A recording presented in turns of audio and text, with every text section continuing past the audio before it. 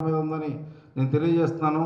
రాబోయే 2-3 రోజుల్లోనే అందరూ డిపిఓ గారి సమక్షంలో పంచాయతీ కార్యదర్శులకి, పంచాయతీలకి, సర్పంచులకి మీటింగ్ పెట్టి మనం ఒక ప్రణాళిక సిద్ధం చేద్దామని ఈ సందర్భంగా మీ అందరికి తెలియజేస్తున్నాను.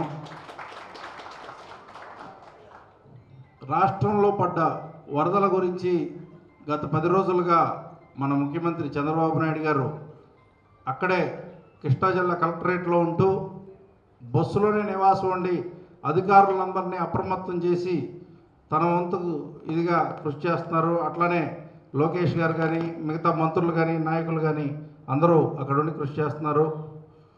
అట్లానే వార్ రూమ్లో పవన్ కళ్యాణ్ గారు, ఎందుకంటే పవన్ కళ్యాణ్ గారు క్షేత్రస్థాయిలోకి వెళ్తే విపరీతంగా క్రౌడ్ వచ్చేసి ఇబ్బందికరమైన సిచ్యువేషన్ ఉంటుంది కాబట్టి ఆయన వార్ రూమ్లో కూర్చొని ఏం చేయాలి ఏందనేది అధికార యంత్రాంగం అందరికీ